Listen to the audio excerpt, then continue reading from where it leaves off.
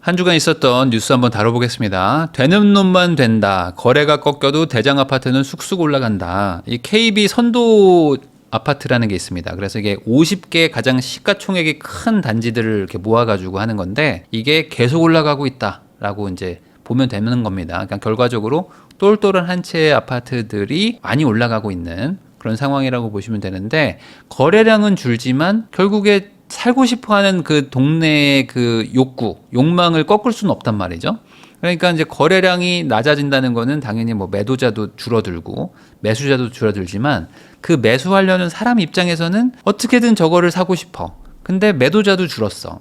그러니까 제가 그래도 좀 웃돈 주고 사겠습니다. 라고 하면서 계속 대장 아파트만 간다는 얘기입니다. 자, 46평이 92억에 팔렸다. 이거 실화냐? 레미안 원밸리 또 평당 2억 됐다라는 건데 이제는 옛날에 이제 국평 작은 평수가 막 평당 2억에 팔리고 그랬잖아요.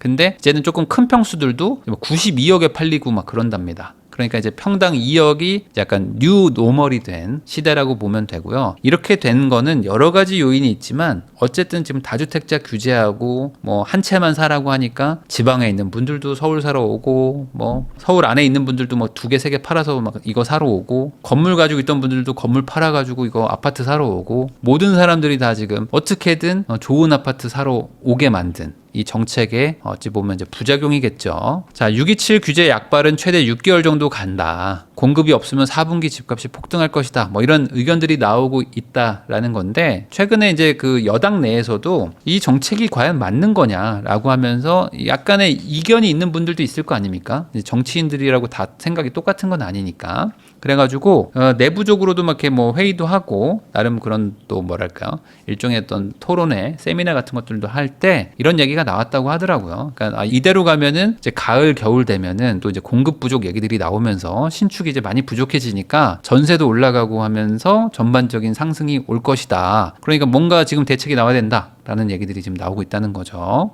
자, 버티면 어차피 오른다. 정책 불확실성 속에 거래가 줄면서 증여가 늘어나는데 이 증여가 늘어날 수밖에 없는 게 지금 우리도 고령화 사회로 계속 가고 이제는 초고령화 사회로 가고 있잖아요. 그러다 보니까 어떻게 됩니까? 부모님이 좋은 아파트를 가지고 있는 거를 나 이제 어차피 죽으면 이거 어쨌든 세금 내고 뭐 해야 되니까 한 반 정도 가져간단 말이에요. 비싼 아파트 가지고 계신 분들은 실효세율이 뭐 한 30-40% 됩니다. 그러면 저거 다 내고 줄 바에는 차라리 우리 아들, 딸 줘야 되겠다. 라고 생각하고 증여를 한다는 거예요. 물론 이게 집값이 앞으로 더 올라갈 것 같아서 증여하는 것도 있지만 상속으로 가게 되면은 이 뭔가 그 혜택 받는 게 많이 줄어듭니다. 장기 보유 특별공제 이런 것들도 막 줄어들고 막 하거든요. 그러니까 여러모로 상속으로 갈 바에는 증여로 가는 게 또 이득이고 이걸 팔아가지고 애한테 현금 증여하는 것도 문제가 많고 그러니까 안 되겠다. 어차피 뭐 이거 좋은 집은 계속 가지고 가야 되니까 이거 증여하자. 라고 하는 것들이 계속 늘어난다는 거죠. 자, 시세보다 낮게 서울 증여성 직거래가 급증하고 있다. 그래서 이제 항상 그 직거래가 떠요. 그러면서 그게 막 시세보다 막 한 3억씩 싸게 팔리는 것들이 있거든요. 어떤 분들이 조금 무리해서 막 4억, 5억 싸게 파는 경우들도 있는데 이 직거래를 하는 게 웬만하면 이 증여가 많거든요.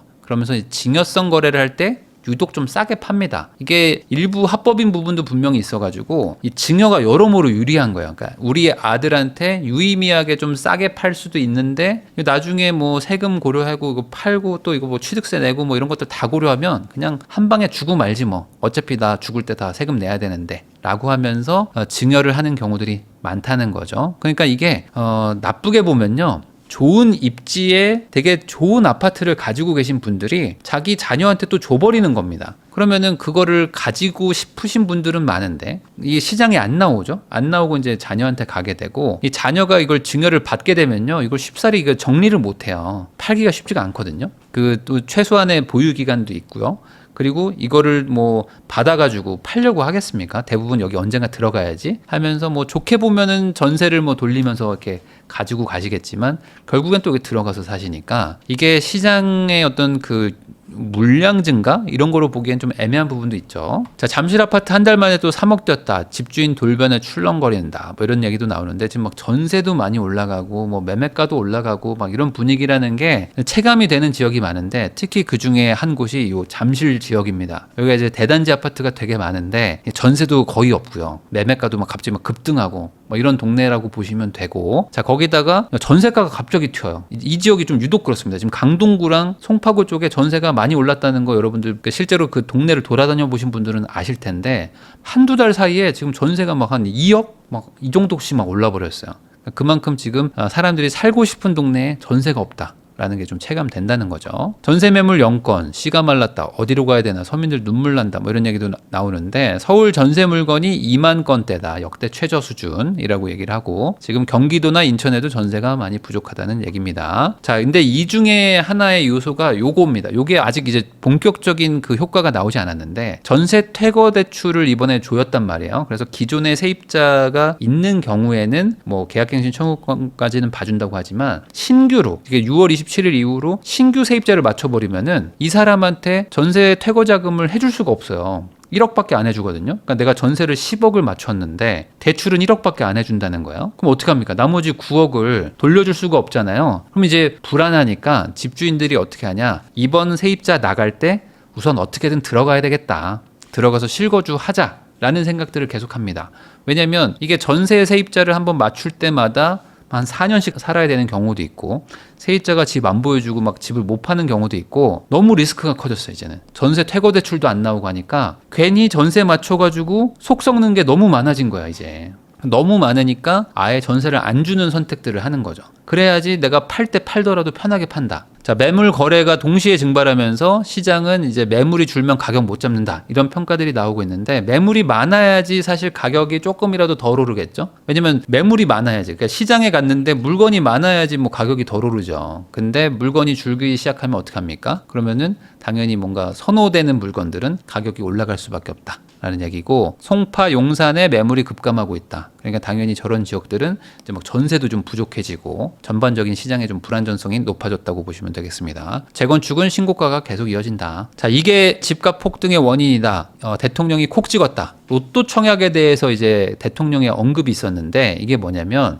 로또 청약 때문에 주변의 시세가 막 많이 올라간다 라는 그런 논리를 이제 이번에 말씀을 하셨어요. 그래서 로또 청약을 좀 줄여야 되나? 라는 쪽으로 지금 방향이 또 갈 것 같아요. 근데 이게 로또 청약이 일어나는 이유는 정확하게 말하면 분양가 상한제고요. 분양가 상한제를 하는 이유는 이 신축 분양을 너무 비싸게 하면 주변의 구축들이 그 분양가를 따라서 같이 올려버린다라는 그 논리로 분양가 상한제를 하는 거거든요. 그러니까 분양가 상한제를 한다는 논리가 집값 상승을 막겠다고 하는 거예요. 근데 이 집값 상승을 막겠다고 한 거에 부작용으로 로또 청약이 나오는 거죠. 시세보다 엄청 싸게 파니까. 그러면 이 로또 청약이라는 걸 없애면 반대로 분양가가 높아질 텐데, 그 높아지는 거는 주변 구축의 시세 상승을 유발한다고 했으니 이걸 어떻게 해야 되는가? 그러면 이제는 이런 방향으로 갈 겁니다. 뭐냐면 이게 예전에도 나왔는데 채권 입찰제 뭐 이런 거가 있어요. 그래서 로또 청약의 차익 있죠. 이 차익을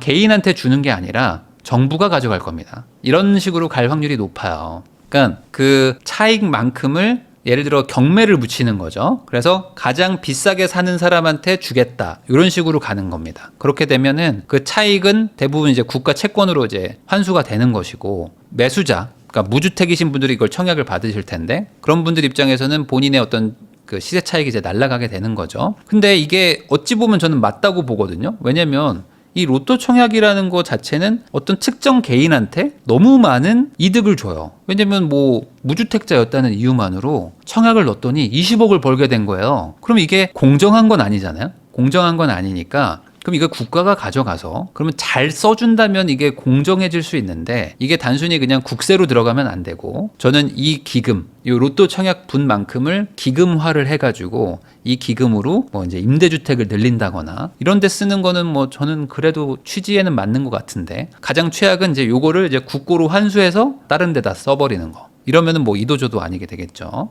자, 공급 없이는 집값을 못 잡는다. 김윤덕 이제 국토부 장관이죠. 그래서 이 장관의 첫 시험대가 말 그대로 이제 공급 대책이 될 텐데, 뭐가 나올 것이냐, 이 부분에 대해서 다들 좀 궁금해하고 있습니다. 자, 주택 공급 부족 4년간 83만 호가 누적됐다. 그러니까 그 지난 4년 동안 공급을 한 83만 호는 더 했었어야 됐는데 못했다라는 거고, 앞으로는 더 못합니다. 그러니까 이제 어떻게 되냐, 결국에 분양가라도 규제를 좀 풀어달라. 그러면은 이제 재건축 단지들 이런 데서 사업성이 좀 나올 겁니다. 아무래도 좀 더 나오겠죠.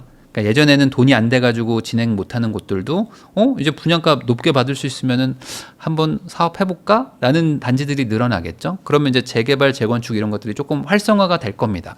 근데 이제 이걸 못 푸는 이유가 이거를 풀어버리면 이제 청약을 해가지고 이득 보는 부분이 또 줄어들잖아요. 그러니까 청약에서 이득 보는 게 줄어들기 때문에 그 반발이 많죠. 지금 이 가점 모아가지고 뭐 특별 공급 준비하던 분들은 이게 내가 이걸로 시세 차익 나 보려고 이렇게 기다렸는데 이거를 분양가를 올리면 어떡하냐? 라면서 또 불만이 많으실 거고. 근데 이게 분양가 규제가 계속 있으면은 또 사업이 진행이 안 되는 곳들도 많고. 그러니까 이게 둘 다 지금 정부 입장에서는 이제 딜레마라는 거죠. 그럼 이거 어떻게 해야 되느냐? 결국에 공급을 많이 해야 되는 거 아니겠느냐가 원론적인 방향이라면 사업성을 좋게 해줘야 되는데 정부에서 지금 대통령이 얘기한 거는 그 사업성을 좋게 해주면은 안 된다.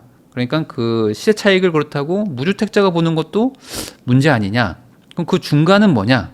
요거를 채권을 판매를 하든지 해가지고 정부가 좀 가져가는 게 맞지 않나? 뭐 이런 식으로 지금 방향이 또 가는 것 같아서 이거 좀 불안합니다. 이러면 공급이 안 될 거예요. 노란봉투법 처리가 초읽기다. 건설업계는 노사 분쟁 공급 차질 우려. 해서 이제 노란봉투법이라고 해서 하청업체들의 어떤 분쟁이나 이런 것들도 이제 그 원청이 다 이제 교섭을 하라. 뭐 이런 법이 생겼어요. 그러면 이제 뭐가 문제냐? 건설만 보면요. 건설도 이제 하청이 되게 많은 산업입니다. 그러다 보니까 이제 뭐 노사 분규 같은 것들도 많은데 이게 이제 그 원청사에게 막 기사 같이 막 몰려올 수 있단 말이죠. 그러면 이제 공급을 많이 해야 되고 지금 공급의 속도를 올려야 되는 지금 국토부 입장에서도 골치가 아플 거예요. 왜냐면 이거 어떡하지? 왜냐면 이게 지금 공급을 빨리 해야 되는데 막 이제 노사 분쟁이 더 많아지면 공급 속도가 느려질 거 아닙니까? 그리고 이제 건설이 제일 문제가 뭐냐면 이 공사를 하고 진행할 때 다 그 대출을 끼고 합니다. 다 금융대출을 끼고 사업이 진행이 되는데 시간이 늘어지면 늘어질수록 이제 금융비용이 늘어나요. 그러면 이제 사업성이 또 나빠진단 말이죠. 그럼 어떻게 되냐? 야, 이거 불안하니까 하지 말자가 또 된단 말이에요. 그러니까 이게 또 건설업계에 영향을 주는 것도 좀 많아집니다. 자, 거기다가 이제 이런 방향으로 가고 있어요. 뭐냐면 LH가 분양을 해버리고 그 다음에 그 토지를 산 어떤 민간 업체가 거기다 아파트를 짓고 하니까 이거 뭔가 공급도 잘 안 되고 뭔가 좀 그 사기업들만 돈을 버는 것 같으니 LH가 아예 직접 아파트도 만들고 해서 다 직접 분양하면 어때? 라는 식으로 정부가 공공개발의 이 구조를 바꾸겠다라는 건데 이게 진짜 쉽지 않거든요. 왜 그러냐면 LH가 물론 뭐 일부 시공도 하고 뭐 시행도 하고 하는데 어떻게 다 합니까? LH가 이걸 다 할 수가 없잖아요. LH 지금 적자도 엄청나게 많거든요. 물론 적자가 뭐 조금 줄어들고 뭐 그런 것도 있지만 그래도 적자가 너무 많은데 이거를 결국에 정부 주도의 주택 공급 요 방향으로 만약에 설정을 해버리면 이게 속도가 날 것인가? 저는 조금 약간 회의적인데 이게 왜 이런 얘기가 나왔냐면은 싱가포르는 정부 주도로 공공주택을 막 짓고 거기서 막 임대도 주고 막 하거든요. 그러다 보니까 우리도 싱가포르처럼 하면 되지 않을까? 그러니까 우리나라 정치인들이 약간 싱가포르 되게 좋아해요. 그러니까 우리나라가 약간 일극 체계의 서울 중심 이 수도권 집중화 현상이 너무 심하다 보니까 싱가포르도 도시국가라서 도시국가 우리는 이제 서울 수도권 거의 도시국가화된 나라니까 이거 맞지 않나 하는데 싱가포르는 국토의 대부분이 국유지고요. 우리는 이미 다 사유지입니다. 우리는 국유지가 별로 없는데 그 땅을 어떻게 살 것이며 그 산 땅을 개발을 그럼 또 어떻게 할 것이냐. 면적도 넓은데 여기서 이제 문제가 생기는 거겠죠. 자, 모든 공사 주체에 책임을 부여한다. 건설안전특별법안이 정교해야 된다라는 건데 지금 건설안전특별법이라는 게 또 있거든요. 이게 뭐냐면 이제 뭐 사고가 나요. 산재가 나고 사고가 나서 만약에 사망사고 발생하고 이러면은 이제 약간 과징금을 확실하게 부과하겠다라는 겁니다. 그래서 보면은 뭐 1년 이하의 영업 정지나 뭐 업종 분야에 따라서 다르지만 매출액의 뭐 3%의 과징금을 막 매기겠다 뭐 이런 것도 있어요. 그러면 이게 어떤 일이 일어나냐? 이 건설업에만 한정해서 얘기하면요. 건설업은 물론 안전하게 하는 게 가장 중요합니다. 근데 안전이라는 거는 기본적으로 속도 저하입니다. 그러니까 속도가 느려져야지 안전해져요. 제가 이제 건설업의 현장에서 오래 있었잖아요. 안전을 지키면 지킬수록 공사 기간이 늘어날 수밖에 없어요. 왜냐면 뭔가 하나를 더 챙겨야 되고 조금 속도를 줄여야 된단 말이죠. 하다못해 뭐 안전대를 뭐 하나 걸더라도 하나를 걸 거고 두 개 걸어야 되고 두 개 건 걸 또 옮겨야 되고 뭐 체조도 해야 되고요. 뭐 날씨 더우면 좀 쉬어야 되고요. 여러 가지들을 많이 해야 됩니다. 안 그러면은 안전이라는 걸 챙길 수가 없어요. 자, 그럼 이제 어떻게 되냐? 안전을 챙기는 것도 중요하지만 속도도 중요하다면 그 중간에 접점을 잘 찾아야 되는데 이제 안전을 위주로 한다. 뭐 이것도 뭐 나쁜 건 아닙니다. 뭐 국가가 그런 방향을 가는 건 괜찮죠. 근데 이렇게 안전을 하게 가는데 반대로 빨리 지어라. 이게 안 되는 거죠. 이게 안 됩니다. 그럼 빨리 지을 수는 없는 거예요. 그럼 이제 늘어지게 되겠죠. 그럼 늘어지는 거에 대한 대안도 분명히 필요한데 이제는 약간 이게 말을 안 듣는다. 정부의 정책을 이 기업들이 말을 듣지 않기 때문에 이제는 약간 징벌적인 어떤 그런 규제를 할 수밖에 없다라는 식으로 이제 정부가 법안을 짜려고 하는 거예요. 그러니까 어떻게 되냐? 매출액의 3% 이하면 건설업이 영업이익이 별로 안 나거든요. 그럼 건설업은 영업이익이 가뜩이나 안 나는데 이 상황에서 뭐 과징금을 부과한다 하면 또 이제 건설업 입장에서는 이게 공급하기가 좀 무서운 거예요. 좀 불안불안하죠? 그럼 확실하게 공기를 많이 잡아야 됩니다. 안전하게 가야 되니까. 공기를 많이 잡으면 이제 건설 단가가 높아지거든요. 건설 단가가 높아지면 사업성이 나빠지니까 이제 공급을 또 못하겠죠. 그러니까 이게 돌고 돌아서 다시 또 공급을 못하게 만든단 말이에요, 이게. 그럼 이걸 어떻게 해결하지? 이게 공급이 지금 많은 시기면 이게 가능한데 지금 공급이 부족하다고 하는 과정에서 이게 또 나오니까 이거 어떡하지? 라는 거에 대해서 좀 불안한 요소가 또 생깁니다. 자, 정책대출, 전세대출, DSR 규제한다 이런 얘기들이 지금 계속 나오고 있는데 뭐 정부에서는 또 아니라고 얘기하고 있고요. 이런 얘기가 어쨌든 지금 아니 땐 굴뚝에 나오냐 하면서 뭔가 좀 슬슬 얘기들은 나오고 있단 말이에요. 자, 그럼 어떻게 되냐? 이게 집값 안정이냐, 서민주거 불안이냐 이거 가지고 좀 싸우고 있는데 뭐 정책대출이나 전세대출에 DSR 규제를 하게 되면 당연히 대출 규제입니다. 이건 대출 규제니까 거래량의 감소가 올 것이고요. 그리고 당연히 매수 수요가 이제 전세로 좀 갈 겁니다. 특히 이제 정책대출, 뭐 신생아 특례라든지 뭐 보금자리론이라든지 이런 것들은 DSR을 안 보고 DTI를 봤어요. 그러니까 이게 신용대출 받고 주담대도 같이 쓰고 이런 게 돼가지고 오히려 소득이 낮은 분들이 더 연끌을 할 수 있었거든요. 근데 이게 막히면 이게 어찌 보면 서민 주거 불안이라고 볼 수도 있는 것이고 이거 어떡하지? 그럼 이거 좀 약간 좋은 방향은 아닌 것 같은데 라는 생각이 좀 듭니다. 자, 33년 만의 기록이다. 상반기 시멘트 출하량이 2천만 톤 깨졌다는데 이게 뭐냐면 건설은 기본적으로 시멘트를 쓰거든요. 그러니까 시멘트가 출하가 적게 된다는 거는 건설 경기가 안 좋다는 것과 거의 뭐 직결된다고 보시면 되겠죠. 그러니까 이제 공급 많이 해야 되고 뭐 한다는데 시멘트를 안 쓰는 거예요. 점점 더. 그러면 뭐겠습니까? 아, 이게 지금 전국적으로 건설 경기가 진짜 안 좋구나. 건설업들 되게 폐업하고 망한다고 하잖아요. 그런 이유가 있구나. 지금 안 짓는구나 라고 보시면 됩니다. 그러면 지금 가뜩이나 짓기가 힘든 상황이니까 폐업하고 망하고 있을 텐데 점점 더 짓기가 어려워지네. 자, 문정부에서 단 한 곳 진행했다. 유후부지 주택 공급 실효성에 물음표가 있다는 건데 뭐냐면은 유후부지나 뭐 국유지 같은 데다가 정부가 지금 주택을 많이 짓겠다라는 얘기들이 나오고 있습니다. 근데 이것도 애매한 게 과거에도 못했어요. 그러면 이제 할 수 있냐? 이것도 애매하죠. 왜냐면 부지가 있어도 공사를 해야 되는데 공사할 만한 건설 업계들이 무서운 거예요. 이제 막 정책들이 점점 더 이제 타이트하게 압박감이 오니까 그러면 돈이라도 많이 주세요. 그럼 공기 많이 주세요. 그럼 제가 천천히 안전하게 지을게요. 라고 하는데 그건 또 안 주려고 하거든요. 그럼 어떡하지? 못 하겠는데요? 라고 할 수도 있단 말이죠. 자, 제외된 부동산 보유세 카드가 만지작거리고 있다. 그래서 이거를 안 할 수 있을까? 뭐 현 정부에서는 지금 부동산 관련돼서 세금을 건드리지 않겠다라는 거를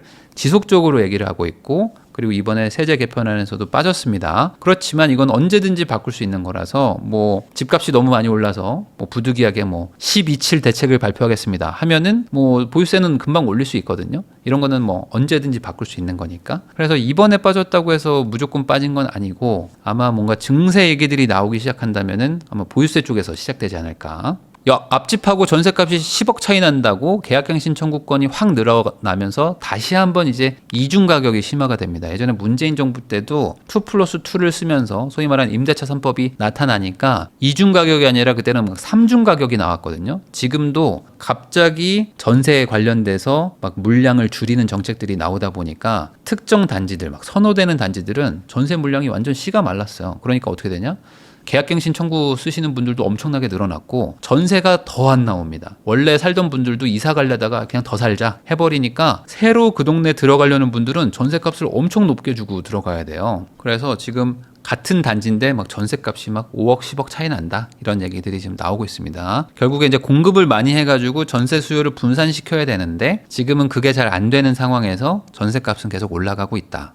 DSR도 만지작거린다. 조여오는 전세 대출에 세입자들이 불안하다. 그러니까 전세값이 상승하는 게 또 집값을 밀어올리기 때문에 전세값을 또 낮추려는 정책들을 지금 정부가 쓰려고 합니다. 그 중에 하나가 전세 대출을 좀 줄여야 되는 거 아닌가? 라는 생각들을 하는 거죠. 그래서 이제 지금 전세 살고 있는 분들 입장에서는 대출 끼고 전세 사는 경우들이 많은데 상대적으로 이득이 많으니까. 근데 이 전세 대출을 줄이게 되면은 기존에 살던 분들 입장에서는 또 이제 이사를 나갈 수밖에 없는 것이고, 그러면은 이제 또 세입자들 입장에서는 되게 불안해지는 건데, 이 부분도 뭐 가계 대출을 줄여야 된다는 그런 취지에서는 전세 대출이라고 왜 대출을 규제하지 않아야 되냐라는 얘기들이 나오지 않겠습니까? 그래서 이게 반전세로 많이 갈 것이다. 거기다가 전세 퇴거자금 대출을 막으면서 세입자들을 내보내고 실거주하러 들어오는 지금 서울 귀성하는 그런 분들이 지금 늘어나고 있어요.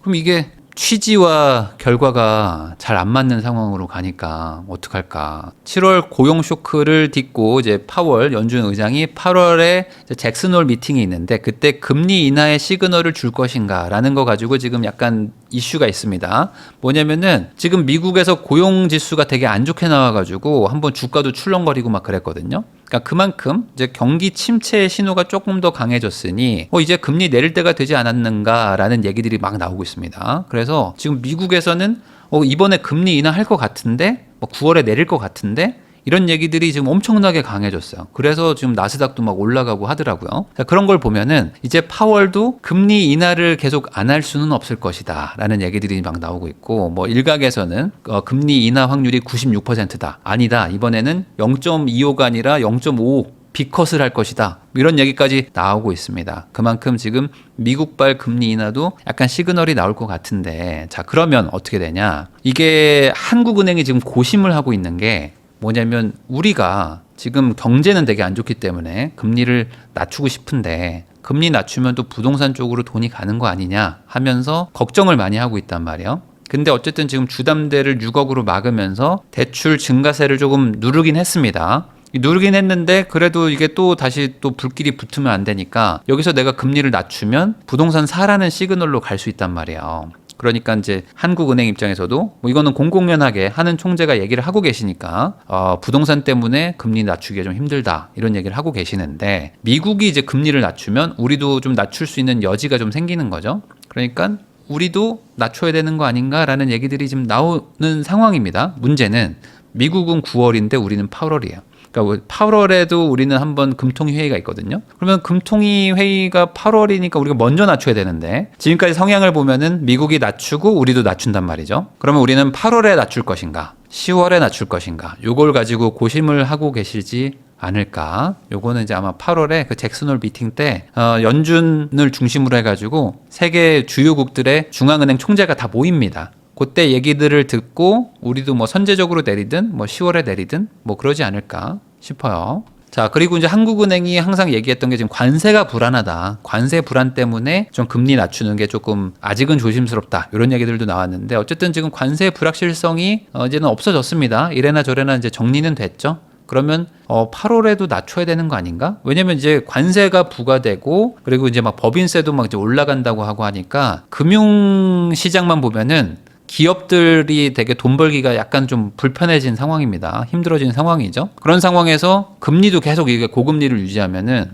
가뜩이나 기업들이 지금 힘든데 더 힘들어질 확률도 있으니 선제적 인하 가능성도 있을 것이다. 그래서 지금 외국계 IB에서는 8월에 낮출 것 같은데 이런 쪽으로도 지금 좀 전망이 나오고들 있더라고요. 그래서 이게 언제 낮춰질지는 모르겠지만 이래나 저래나 이제 앞으로 시장의 유동성은 풀릴 것이다. 이런 상황에서 공급 대책이 제대로 나와줘야 됩니다. 공급 대책이 제대로 안 나와주면은 시장은 그러면 집을 사러 가야 되겠다 라는 쪽으로 결론을 내릴 확률이 높아가지고 뭐 지켜는 봐야 되겠지만 현 정부의 첫 번째 시험대가 될 공급 대책이 어떻게 나올지 여러분들도 같이 보시고요. 나오면 제가 또 바로 다뤄드리겠습니다.